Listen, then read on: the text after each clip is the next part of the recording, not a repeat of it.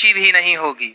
एक ऐसा रहस्य जो हमारे मंदिरों में, हमारी पूजा पाठ की विधियों में और हमारी आध्यात्मिक यात्रा में छिपा हुआ है। तो चलिए इस यात्रा पर निकलते हैं और समझते हैं कि जो लोग हर देवी देवता की पूजा करते हैं, उनके जीवन में वास्तव में क्या घटित होता है।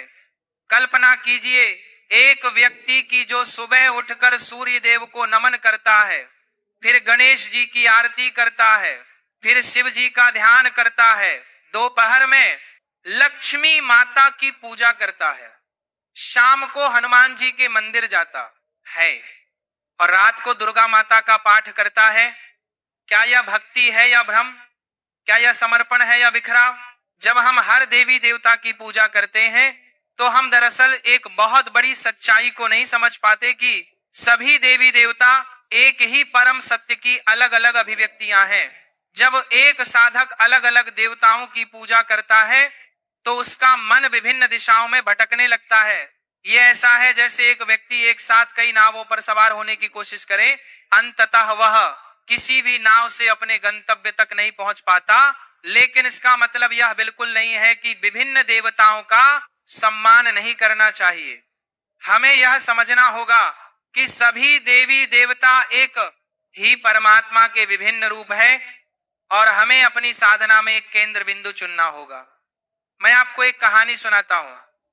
एक सुंदर सी नगरी में श्याम नाम का लड़का रहता था।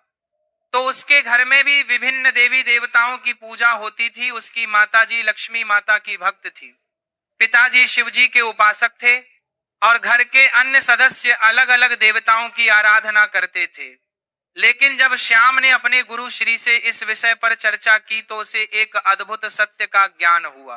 उसके गुरुदेव ने समझाया कि जैसे समुद्र में लहरें अलग अलग दिखती हैं, लेकिन सभी एक ही पानी से बनी होती हैं, वैसे ही सभी देवी देवता एक ही परम चेतना की अलग अलग लहरें हैं।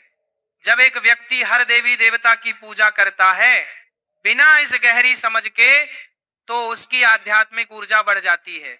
यह ऐसा है जैसे सूर्य की किरणों को अलग अलग दिशाओं में फैला दिया जाए। वे प्रकाश तो देंगी, लेकिन उनमें वह तीव्रता नहीं होगी जो एक बिंदु पर केंद्रित किरणों में होती है। जब हम एक आवर्धक लेंस से सूर्य की किरणों को एक बिंदु पर केंद्रित करते हैं तो वे आग पैदा कर सकती हैं। ठीक उसी प्रकार जब हम अपनी भक्ति और साधना को एक केंद्र पर एकाग्र करते हैं, तभी हम आध्यात्मिक परिवर्तन की उस गहराई को प्राप्त कर सकते हैं जो हमें परमात्मा की अनुभूति करवाती है। लेकिन यहाँ एक महत्वपूर्ण बात है जिसे समझना जरूरी है।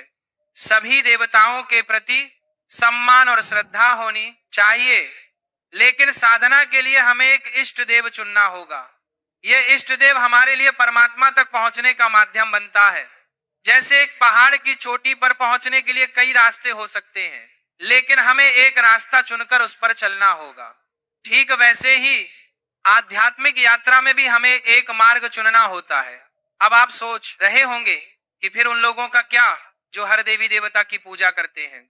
ऐसे लोगों के साथ कई चीजें होती हैं।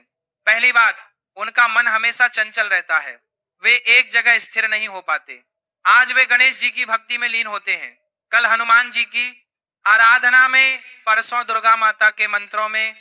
इस निरंतर बदलाव से उनकी आध्यात्मिक ऊर्जा कभी एक बिंदु पर केंद्रित नहीं हो पाती। यह ऐसा है जैसे एक किसान हर दिन एक नया बीज बोए, लेकिन किसी एक पौधे को बढ़ने का समय ना दे, अंततः उसे कोई फसल नहीं मिलती। दूसरी बात जो वह है भक्ति की गुणवत्ता। जब हम अपनी भक्ति को कई दिशाओं में बांटते हैं तो हर दिशा में हमारी भक्ति की गहराई कम हो जाती है। मान लीजिए आपके पास प्रेम का एक निश्चित परिमाण है। अगर आप उसे 10 लोगों में बांटते हैं तो हर किसी को केवल 10वां हिस्सा मिलता है। लेकिन अगर आप उसी प्रेम को एक व्यक्ति को देते हैं तो उसकी तीव्रता 10 गुना हो जाती है। आध्यात्मिकता में भी यही सिद्धांत लागू होता है। जब हम अपनी संपूर्ण भक्ति, अपना संपूर्ण ध्यान, अपनी संपूर्ण ऊर्जा एक इष्ट देव पर केंद्रित करते हैं, तभी हम उस गहराई को प्राप्त कर पाते हैं जो आत्म साक्षात्कार के लिए आवश्यक है। एक बार एक व्यक्ति एक साधु के पास गया। वो बहुत परेशान था। वह 20 साल से